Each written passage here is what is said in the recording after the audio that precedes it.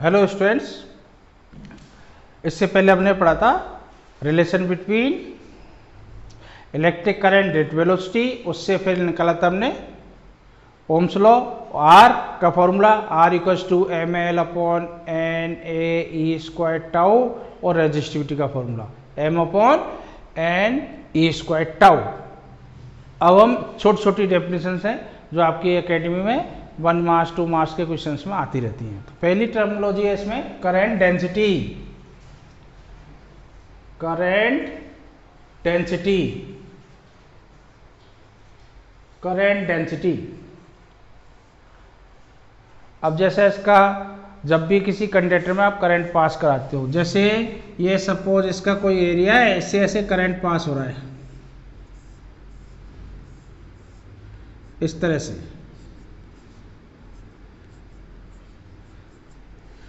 ये current pass हो रहा है नॉर्मली। तो बेसिकली करंट डेंसिटी का पहले आपको इसका सिंबल हम देते हैं जे। एक बार मैथमेटिकल फॉर्मूला ले देता हूं। तो करंट डेंसिटी आपको होता है जे इक्वल्स टू, ये करंट डेंसिटी का सिंबल आई अपॉन ए, यानी करंट पर unit area through a conductor is known as the current density. इस फॉर्मूले से बन गया J equals to I upon A, current पर यूनिट एरिया, करंट पर यूनिट एरिया, ये करंट डेंसिटी है। अब पूरी डेफिनेशन जैसे आपके एग्जाम में डिफाइन करंट डेंसिटी, तो आपको थोड़ा लैंग्वेज की पॉइंट इसका यही है, करंट पर unit area passing through the conductor normal to its cross section area. जब करंट किसी क्रॉस सेक्शन एरिया के नॉर्मल पास होता है, यानी 90 डिग्री एंगल बनाता हुआ, जैसे क्रॉस सेक्शन एरिया तो हमें पता है, जैसे सपोज ये कंडक्टर है तो ये इसका क्रॉस ऐसे करंट फ्लो हो रहा है तो ये क्रॉस सेक्शन एरिया है। अगर ऐसे करंट फ्लो हो रहा है तो ये क्रॉस सेक्शन एरिया होता है। तो ऐसे सपोज करंट फ्लो हो रहा है तो क्रॉस सेक्शन एरिया हो गया। एरिया वेक्टर इससे पहले हमने पढ़ लिया, ऐसे परपेंडिकुलर आएगा ये सरफेस के, तो इसका एरिया वेक्टर भी इधर और करंट भी इधर, ठीक है।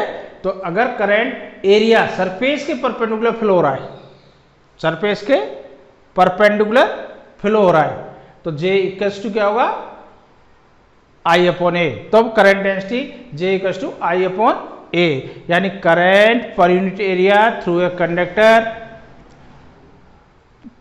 करंट पर unit area through a conductor is known as the current density. लेकिन इसमें कंडीशन है, current passing normal to the surface of the conductor. A current passing through the normal to the cross section area of the conductor, then current per unit area is known as the current density। जब current perpendicular या normal pass होता है cross section area के, conductor के cross section area के, तब जो current density होती है वो आई अपॉन ए होती है। अब इसकी एसआई यूनिट, एसआई यूनिट आपको ये फॉर्मूला याद भी रखना है। आई का क्या है, एम्पियर बेसिक यूनिट है, तो ए एरिया क्या है metre square, ampere per metre square, area की यूनिट होती है मीटर स्क्वायर, तो एम्पियर पर मीटर स्क्वायर इसकी ऐसा यूनिट हो गई। अब इसमें ये भी है J equals to I upon ए। अब आई हमने अब पढ़ लिया था इससे पहले क्लास में, N A E B D, ये relation between rate velocity electric current, ये वैल्यू रख दो यहाँ। तो जे इक्वल्स टू आई की वैल्यू रख रहा हूँ N A E B D upon A से कट गया, तो जे इक्वल्स टू क्या आएगा N E B D, N E B D, ये जे इक्वल्स टू आएगा एन ई बी डी। तो ये जे क्या है, current density in terms of drift velocity. कभी कभी जैसे इसकी डेफिनेशन और ये फॉर्मूला पूछ जाता है, तो ये और इसकी ऐसा यूनिट आना चाहिए एकेडमी में, या इससे रिलेटेड कोई क्वेश्चन पूछेगा। एक इसमें जैसे सपोज ये एरिया, ये नॉर्मल करंट इसमें सरफेस के नॉर्मल फ्लो नहीं हो रहा, यानी एरिया वेक्टर इसका ऐसे थीटा एंगल बना रहा है, ऐसे करंट फ्लो हो रहा है, ये थीटा एंगल बन रहा है, ठीक है। तो अब हम करंट डेंसिटी का फॉर्मूला क्या लेते हैं उस केस में, जे इक्वल्स टू आई। अब जो J equals to I current upon area को फिर लिया जाएगा ए कॉस थीटा, जैसे कंपोनेंट इसका कितना आएगा ए कॉस थीटा। तो इसमें आई इक्वल्स टू क्या हो जाता है जे ए कॉस थीटा। एकेडमी में तो कभी इससे रिलेटेड क्वेश्चन नहीं पूछे, ये इतना ही है आपके। तो जे डॉट ए, ये डॉट प्रोडक्ट हो गया ना, इन क्लास में हम पढ़ा था जे डॉट ए, तो I equals to J dot A, अगर थीटा एंगल बनता है एरिया और करंट के बिटवीन, तो जे डॉट ए यानी करंट डेंसिटी और एरिया वेक्टर का डॉट प्रोडक्ट स्केलर करंट आ जाता है। अब एक इंपॉर्टेंट बात और ध्यान रखना, जो करंट डेंसिटी, जैसे आई आपका स्केलर क्वांटिटी है, लेकिन करंट डेंसिटी क्या है, वेक्टर क्वांटिटी है, ये भी ध्यान रखना। Current density is vector quantity, तो जे वेक्टर है, एरिया भी हम फिजिक्स में आप वेक्टर कंसीडर करते हैं, जे डॉट ए का डॉट प्रोडक्ट स्केलर क्वांटिटी यानी करंट आ जाएगा।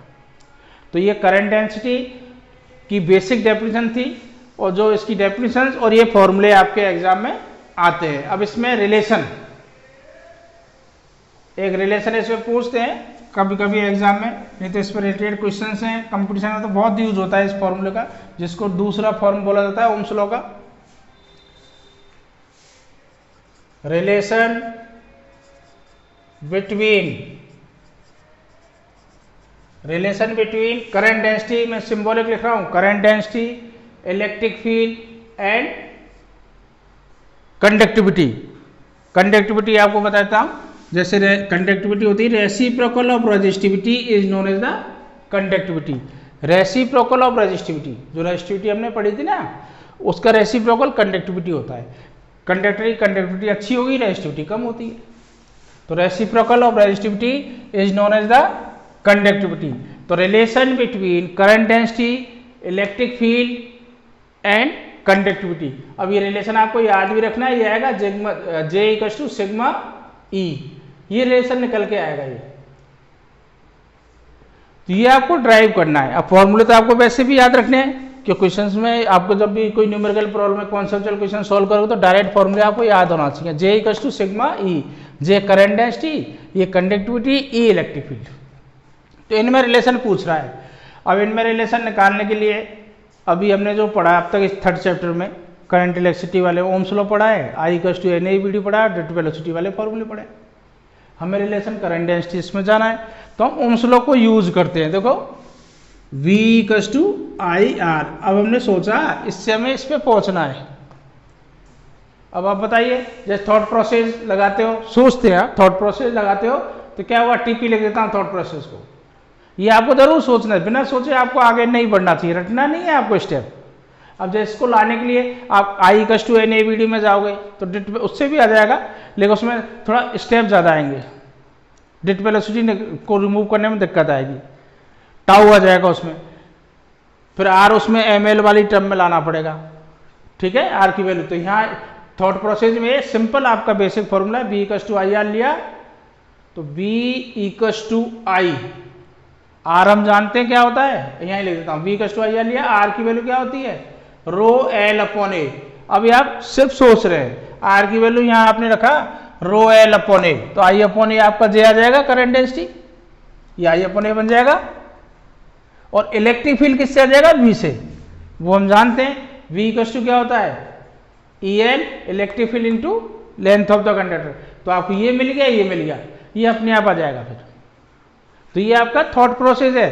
किसी भी डेरिवेशन को या ड्राइव करने के लिए किसी भी रिलेशन को इन फिजिक्स आपको स्टेप टू स्टेप रटना नहीं है, इसको बेसिक वो चीजें क्या लानी है, उसके बेसिक ये पता होना चाहिए ये क्या है, तो अपने आप रिलेशन निकल जाएगा। बी इक्वल्स टू क्या लिख दिया आपने, आई आर। अब देखो बी की वैल्यू लिख रहा हूं E L equals to I, R की वैल्यू लिख रहा हूं क्या था, रो एल अपॉन ए। अब देखो इसके यहां लिख रहा हूं आई अपॉन ए, और ये रो, एल से एल कट गया, ये ई।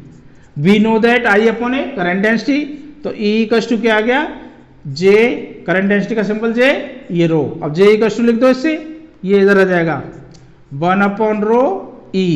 1 अपॉन रो क्या होता है, conductivity, reciprocal of resistivity known as the conductivity. तो ये आ गया J equals to sigma E, ये रिलेशन निकल के आ गया, ये ड्राइव हो गया। तो कोई भी जो डेरिवेशन आप करते हो उसको स्टेप टू स्टेप रटना नहीं है हमें, अपने आप कुछ फॉर्मूले पीछे चैप्टर के होते हैं, उस चैप्टर में अंदर जाओ, आपको पता लग जाएगा कौन सा फॉर्मूला सेलेक्ट करके हम आगे बढ़ना है, तो अपने आप ड्राइव हो जाएंगे। जे इक्वल्स टू सिग्मा ई, ये रिलेशन आ गया, इसको ओम्स लॉ ही बोलते हैं, another form of Ohm's law. ये ओम्स लॉ की फॉर्म है, जैसे बी इक्वल्स टू आई आए, दूसरी फॉर्म आ गई ओम्स लॉ की, ये ओम्स लॉ से ही तो चले थे हम। Another form of Ohm's law, J equals to sigma E. Ohm's law यानी इलेक्ट्रिक फील्ड और करंट डेंसिटी की टर्म में ओम्स लॉ, ये पोटेंशियल और इलेक्ट्रिक करंट की टर्म में ओम्स लॉ है।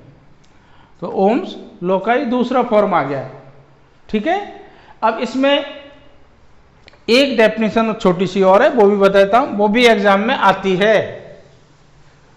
अभी डेफिनेशंस हैं, लॉ हैं, ये तो आपको रटने ही है, लेकिन समझ के याद कर लेने हैं। ऐसा नहीं है टोटली वर्ड टू वर्ड रट लिया, लेकिन उसका मीनिंग आपको पता रहना चाहिए जिससे यूज कर सकें उसका।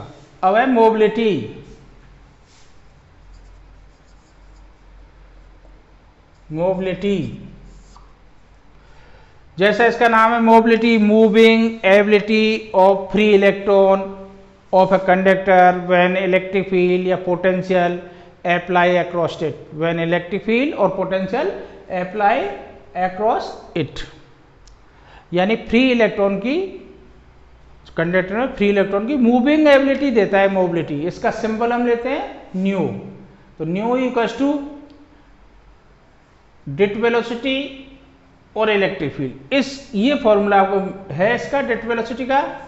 अब आप इसकी डेफिनेशन बना सकते हो, जो डिफाइंड मोबिलिटी, रेशो बिटवीन, आप लिख लेना, रेशो बिटवीन डिट velocity to electric field is known as the mobility. Ratio between डिट velocity to electric field is known as the mobility. ये इसका मोबिलिटी का रिलेशन आ गया। और ये इससे आप डेफिनेशन लिख दोगे, ये आपको याद भी रखना है। रेशो बिटवीन डिट velocity to electric field known as the mobility. अब देखो इसकी एसआई यूनिट भी निकाल देते हैं, यहाँ से फॉर्मूला याद है तो यूनिट भी अपने आप निकलेगी। बीडी की यूनिट क्या होती है, मीटर पर सेकंड वेलोसिटी है, तो वेलोसिटी की यूनिट मीटर पर सेकंड। ई इलेक्ट्रिक फील्ड, इलेक्ट्रिक फील्ड क्या होता है, बी अपॉन एल, ये फॉर्मूला ना, इससे लिख दो वोल्ट पर मीटर, तो वोल्ट पर मीटर। अब इसको सोल्व करो, मीटर पर सेकेंड, ये मीटर ऊपर गया, ये वोल्ट, तो मीटर इंटू मीटर क्या हो गया, मीटर स्क्वायर पर सेकेंड वोल्ट। तो इसको ऐसे भी लिखना है, ऐसा यूनिट इसकी क्या आ गई, यानी मोबिलिटी की यूनिट आ गई आपकी मीटर स्क्वायर, वोल्ट -1 एस -1, ये इसकी ऐसा यूनिट हो गई। ये भी आपको रटना नहीं है, डायरेक्ट फॉर्मूले याद रखो, अपने आप ही निकल जाएंगी, ठीक है। अब देखिए मोबिलिटी, ये बी डी अपॉन ई। अब इसमें बी डी की वैल्यू रख दो, बी डी कितना है -ई टाउ अपॉन एम।